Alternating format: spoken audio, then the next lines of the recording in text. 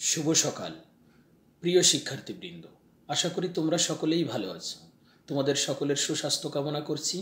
আজকের হিসাব বিজ্ঞান ক্লাসে আমি শ্রীকুমার টিটো, সহকারী অধ্যাপক হিসাব বিজ্ঞান বিভাগ। চলো আমরা আজ আর সময় ক্ষেপণ না করে দেখে আসি আজকে হিসাব বিজ্ঞান ক্লাসে কি রয়েছে।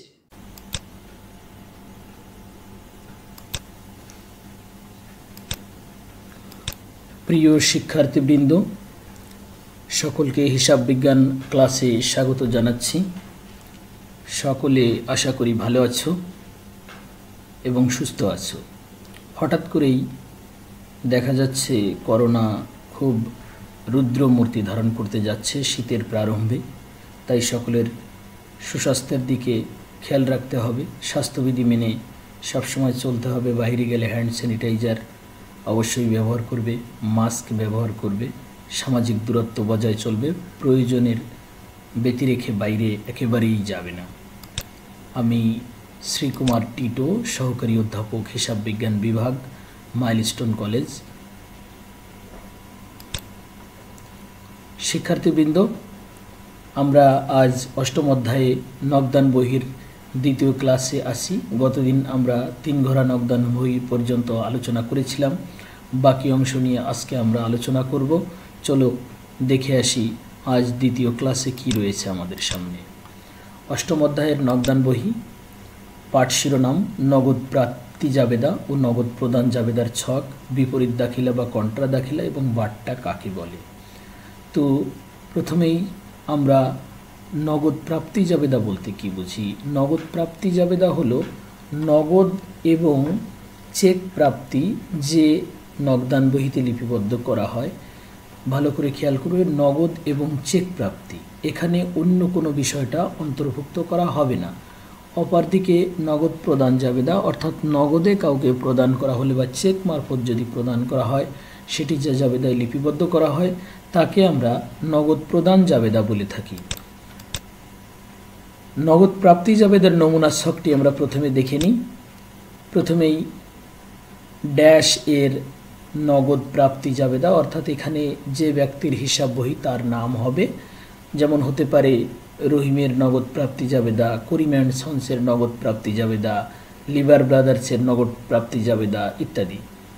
প্রথম ঘরটির নাম হবে তারিখ, দ্বিতীয় ঘর ক্রেডিট হিসাব খাত, তৃতীয় ঘর সূত্র, চতুর্থ ঘর নগদ ডেবিট, পঞ্চম ঘর বাট্টা ডেবিট, 6 নম্বর ঘর বিক্রয় ক্রেডিট, 7 নম্বর ঘর প্রাপ্য হিসাব ক্রেডিট, 8 নম্বর ঘর অন্যান্য হিসাব ক্রেডিট। অর্থাৎ এখানে ডেবিট ক্রেডিট দুটি বিষয়ই উল্লেখ থাকে। আর জাবেদা করলে যে হিসাব খাতটি ক্রেডিট হবে সেই হিসাব খাতটি আমরা লিখে থাকি দ্বিতীয় ঘরে। নগদ প্রদান জাবেদার নমুনা ছক, এখানেও একইভাবে ড্যাশের নগদ প্রদান জাবেদা, অর্থাৎ প্রতিষ্ঠানের নাম, সেটা যদি সজীব কর্পোরেশন হয় তাহলে সজীব কর্পোরেশনের নগদ প্রদান জাবেদা, অন্য কিছু হলে তাই হবে। এটাও একই রকম, তারিখ ডেবিট হিসাব খাত, অর্থাৎ প্রাপ্তি জাবেদায় ছিল ক্রেডিট হিসাব খাত আর প্রদান জাবেদায় হলো ডেবিট হিসাব খাত। সূত্র ক্রয় ডেবিট, প্রদেয় হিসাব ডেবিট, অন্যান্য ডেবিট, নগদ ক্রেডিট এবং বাট্টা ক্রেডিট।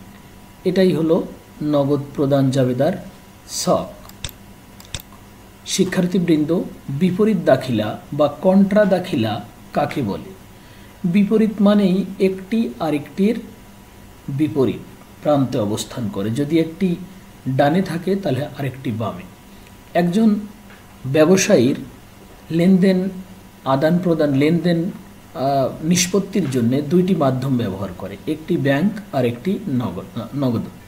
অর্থাৎ যদি কখনো নগদ থেকে ব্যাংকে টাকা স্থানান্তর করা হয় বা ব্যাংক থেকে নগদে টাকা স্থানান্তর করা হয়, এই ধরনের লেনদেনের ফলে কারবারের আর্থিক অবস্থার কোনো পরিবর্তন হয় না, কিন্তু আন্ত লেনদেনের পরিবর্তন, আন্ত হিসাব খাতের পরিবর্তন হয়। সাধারণভাবে এই ধরনের লেনদেনকেই আমরা কন্ট্রা দাখিলা বা বিপরীত দাখিলা বলে থাকি। চলো দেখে আসি বইতে কি বলা আছে। যে সকল লেনদেন একই নগদান বহির দুটি হিসাবে দুদিকে দেখানো হয় তাকে বিপরীত দাখিলা বা কন্ট্রা দাখিলা বলে। ওই যে আমি যেমন বললাম যে দুটি হিসাবে, অর্থাৎ নগদে ডেবিট হলে ব্যাংকে ক্রেডিট হবে, আবার ব্যাংকে ডেবিট হলে নগদে ক্রেডিট হবে, অর্থাৎ বিপরীত, নগদের ডেবিট ব্যাংকের ক্রেডিট, তার মানে বিপরীত হচ্ছে, একটা ডেবিট আর একটা ক্রেডিট। এই ধরনের দাখিলাকে আমরা বিপরীত দাখিলা বলে থাকি। অন্য কথায় বলা যায় যে সকল লেনদেন একই নগদান বহিতে একই সাথে দুটি হিসাবকে প্রভাবিত করে, অর্থাৎ একটি হিসাবে টাকা কমলে অন্য হিসাবে টাকা বৃদ্ধি পায়, এই লেনদেন লিপিবদ্ধকরণে দুদিকে এন্ট্রি দিতে হয় বলে একে কন্ট্রা এন্ট্রি বা বিপরীত দাখিলা বলে। অর্থাৎ একটি লেনদেনে টাকা বৃদ্ধি পাচ্ছে, যেমন নগদ বাড়লে নগদ ডেবিট হচ্ছে, অপরদিকে ব্যাংক ক্রেডিট হচ্ছে, ব্যাংকে টাকা কমে যাচ্ছে। এই জন্যে আমরা এই ধরনের লেনদেনকে কন্ট্রা দাখিলা বা বিপরীত দাখিলা বলছি।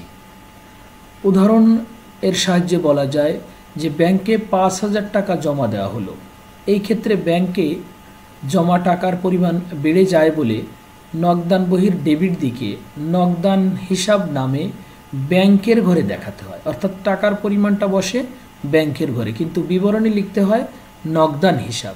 একই সাথে নগদ টাকা কমে যায় বলে নগদান বহির ক্রেডিট দিকে ব্যাংক হিসাব নামে নগদের ঘরে দেখাতে হয়, অর্থাৎ ক্রেডিট দিকে আমরা ব্যাংক হিসাব লিখব বিবরণী, কিন্তু টাকাটা দেখাবো নগদের ঘরে।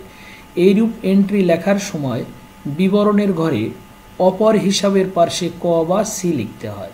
বিবরণের ঘরে আমরা যেমন প্রথমে ডেবিট দিকে লিখেছিলাম নগদান হিসাব, তাহলে এর পাশে একটি সি দিয়ে লিখতে হবে। এই সি দেওয়ার অর্থ হলো এটা বিপরীত দাখিলা বা কন্ট্রা দাখিলা।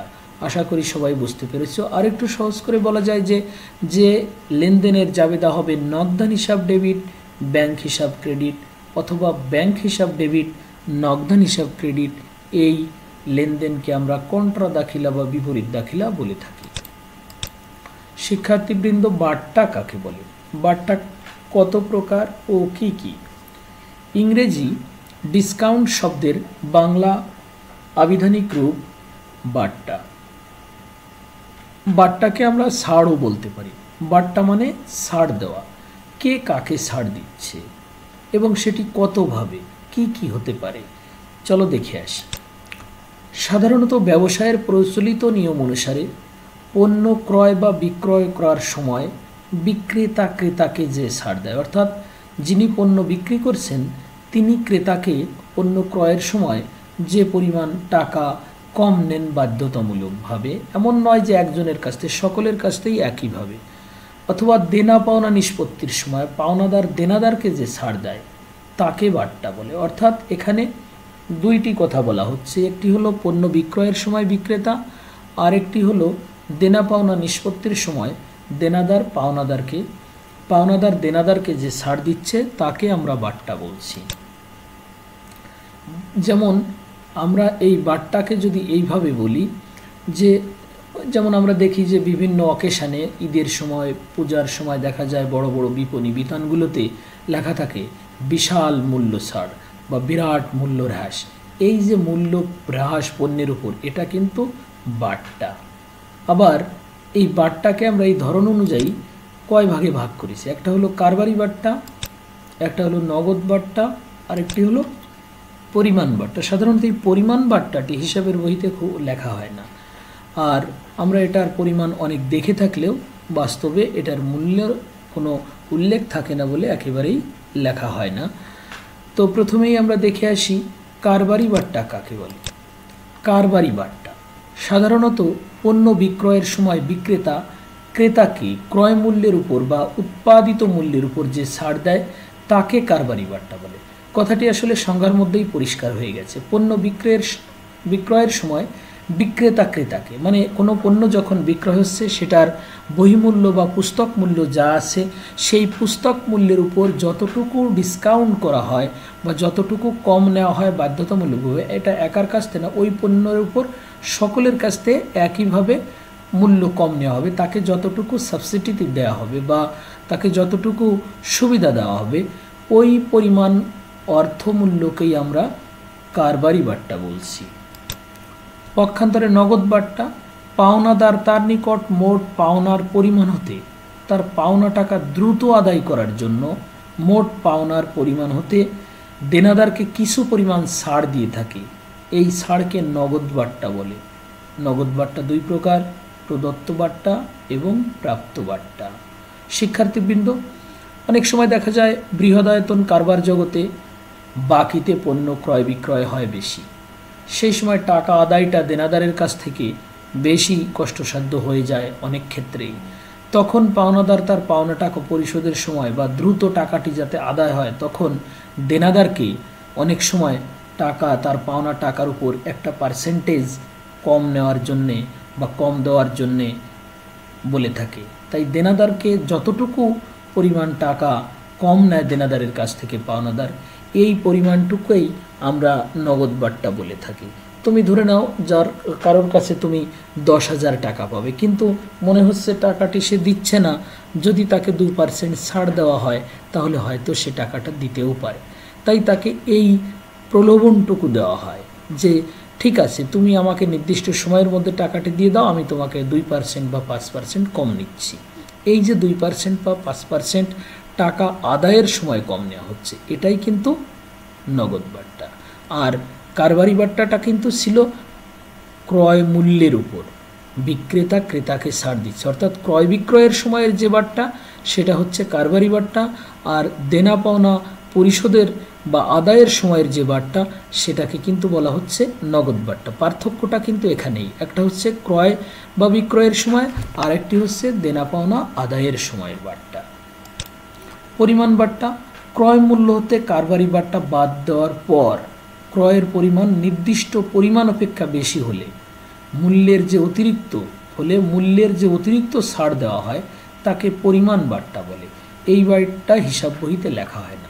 কথাটি আরেকটু দেখো, ক্রয় মূল্য হতে কারবারি বাট্টা বাদ দেওয়ার পর ক্রয়ের পরিমাণ নির্দিষ্ট পরিমাণ অপেক্ষা বেশি হলে, তাহলে এখানে যেমন কেউ একটি ম্যাগি নুডলস কিনল, তো ম্যাগি নুডলসে দেখা যাচ্ছে যে কারবারি বাট্টা আছে 10%, কিন্তু একটা অকেশন উপলক্ষে বলল যে 1 প্যাকেট ম্যাগি নুডলস কিনলে একটি টিফিন বক্স ফ্রি, অর্থাৎ এর দামের কোনো পরিবর্তন হলো না, সাথে কিন্তু অতিরিক্ত একটি টিফিন বক্স দিয়ে দিল। এই যে নির্দিষ্ট পরিমাণ অপেক্ষা বেশি, অর্থাৎ যে পরিমাণ নুডলস পাওয়ার কথা সেটা তো পেলই, সাথে একটি টিফিন বক্স পেল।